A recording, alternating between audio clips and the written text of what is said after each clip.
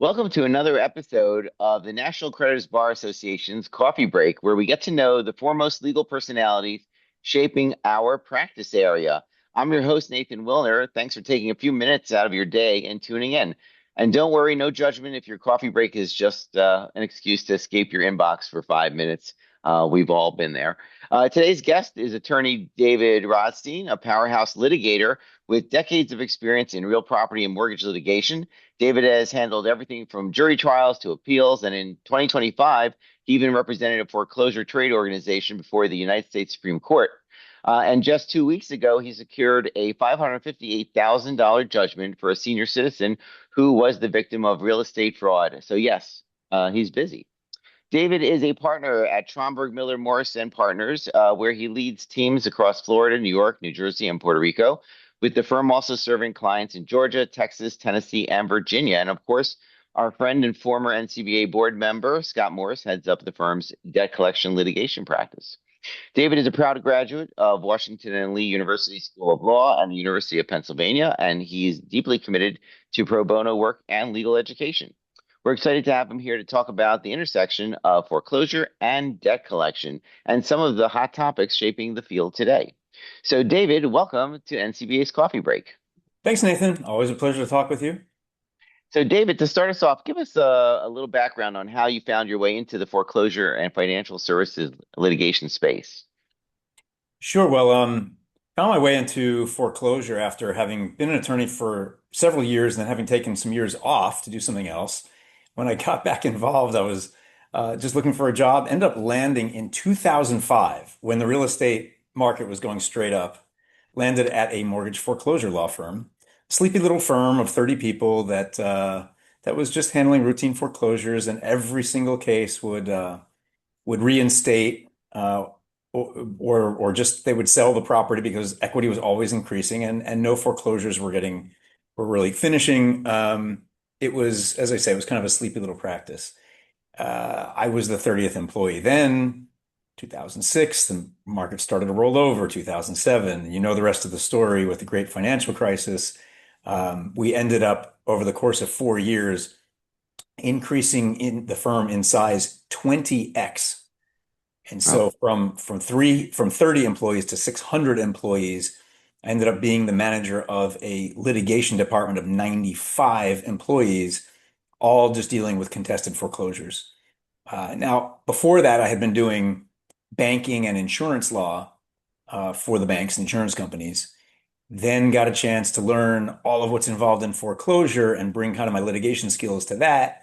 Then got into appeals, and so it's been a fun ride. And I can say as a straight up nerd, I really like what I do. I enjoy litigation and I enjoy foreclosure litigation as much as any other kind. no, that's fantastic, and I definitely understand loving what I do, and people kind of look at me say, "You really like that practice area?" And I say, "Absolutely, I actually love it, and I love the people in it." So anyway, your firm sits at the intersection of foreclosure and debt collection. How do those two areas overlap in your practice? So the most obvious way that they inter overlap is that in a mortgage foreclosure, the whole goal of the case is to wipe all the ownership and all of the subordinate liens off the property and cause a sale of the property free and clear of any liens. So judgment creditors, which are your clients and also our clients, because we do have an active debt collection practice, are obtaining those judgment liens by getting judgments in court and recording them against the properties. Then when the foreclosure is filed, it's removing that judgment lien from the property. And so that, I mean, that's the main, the most obvious intersection where the collection practice is putting a lien on, and then the foreclosure practice is peeling that lien off.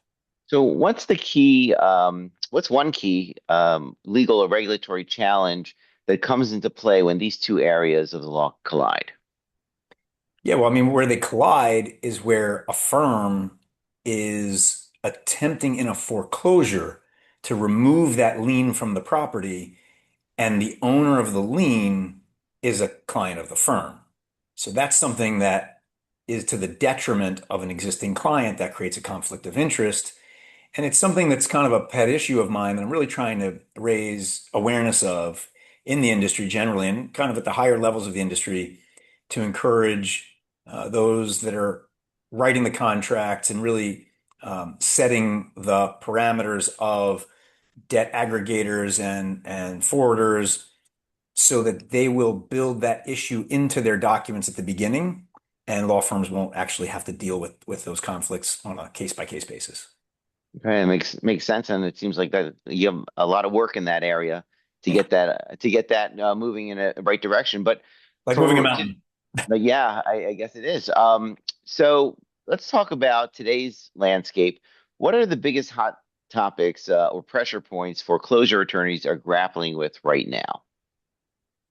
Biggest hot topics. I would say that like the constant changes in the law are probably the the one thing that kind of is maybe just the theme of all the hot topics. So I'll go into a couple of examples, but that's always what foreclosure attorneys are dealing with. I think debt collection to a certain extent, as well as when FDCPA cases come out and regulations may change a bit here and there.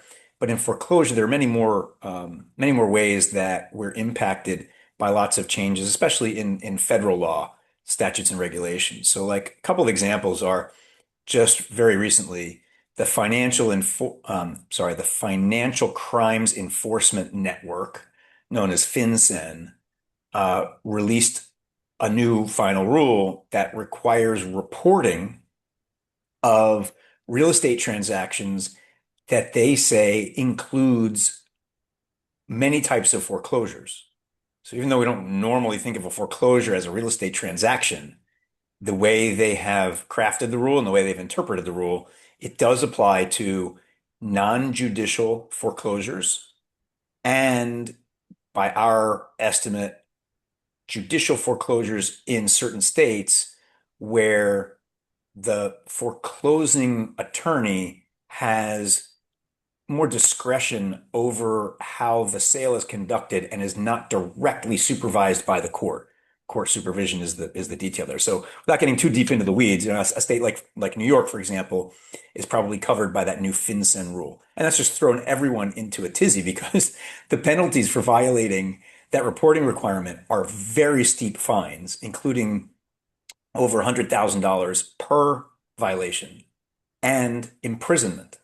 So you can imagine everyone is going to be reporting whether they technically need to or not. And I've got what I think is a very solid legal argument why, despite FinCEN's opinion of their rule, they didn't write it to include foreclosures. I think I would probably win that in court, but we're not going there. Not Yeah, going not that's an expensive proposition, and but it does go to the slowly the deterioration of the in some ways the attorney-client privilege and confidentiality issues. I mean, where the federal government's telling you what information needs to be relayed. So, but that's a conversation maybe for a different time. So, are you seeing any trends, state reforms, federal shifts, litigation patterns that practitioners should keep on their radar? Just high level. So I would say that, maybe a little bit overlapping the my answer to the last question.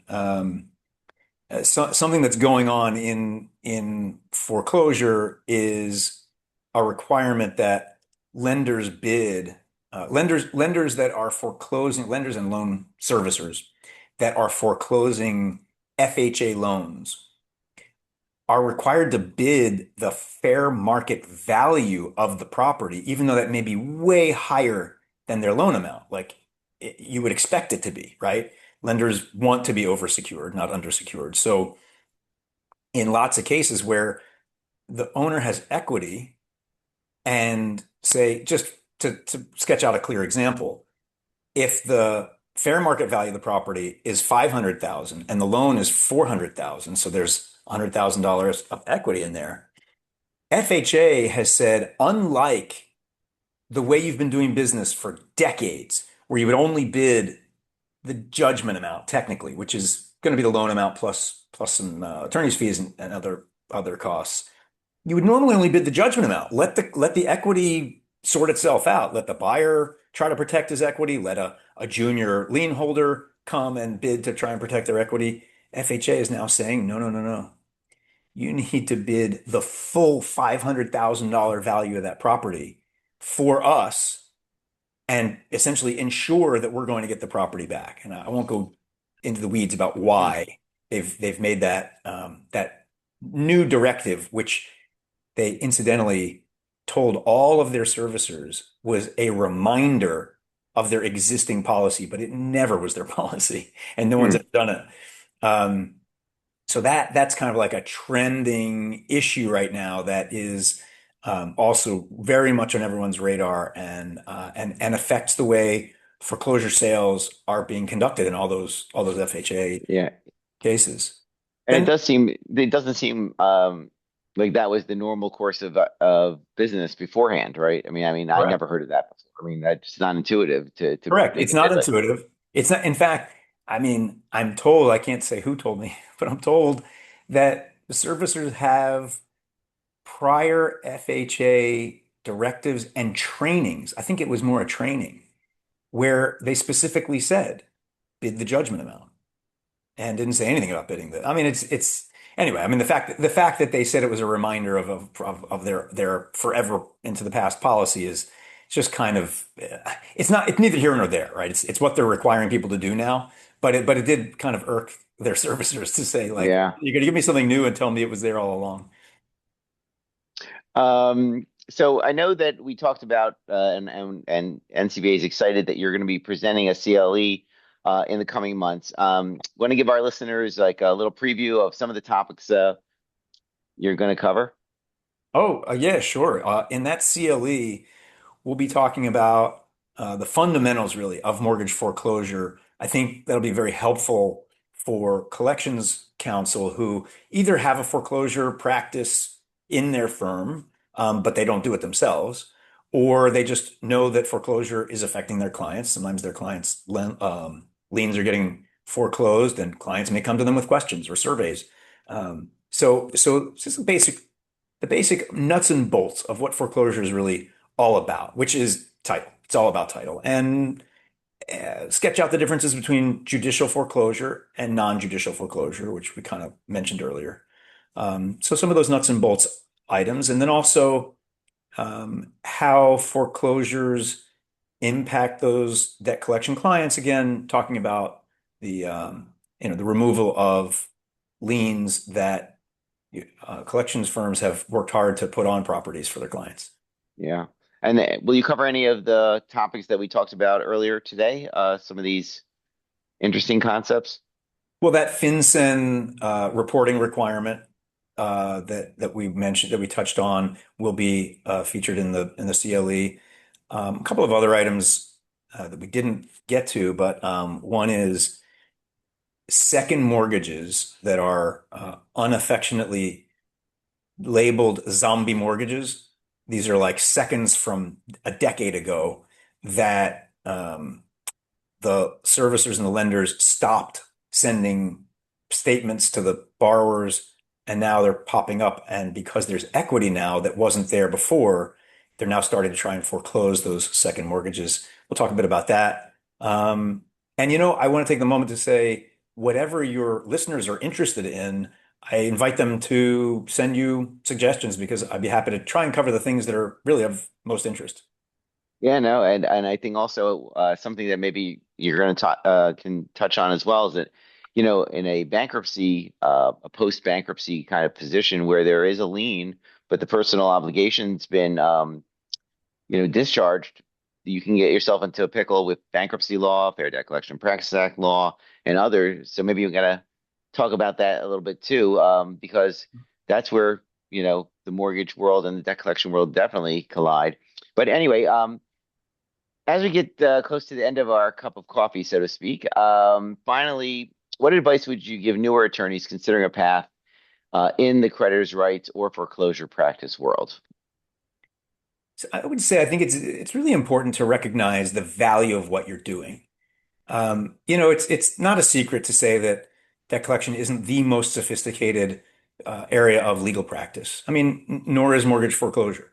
But both of them are critical to supporting the health of the U.S. economy.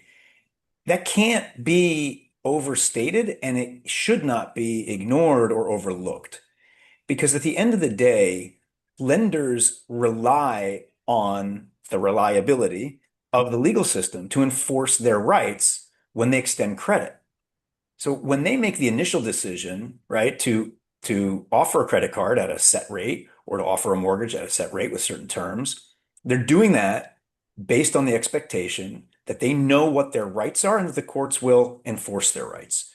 Well, that's what this legal practice is all about.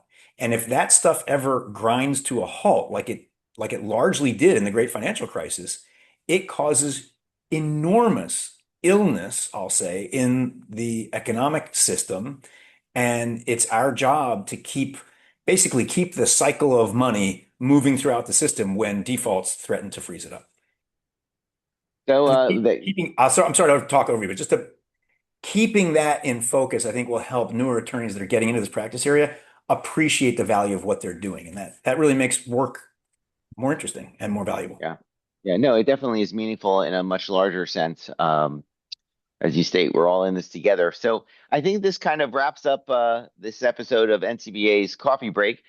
Thanks for spending part of your day with us. And if your coffee got cold while you were listening, think of it as a small investment in staying informed and inspired. We'll be back soon with more great conversation. As Mark Twain said, the secret of getting ahead is getting started. So until then, thanks, David, for joining us. And to our listeners, stay engaged. Most importantly, stay caffeinated and have a great day. Thanks for having me, Nathan. Thank you.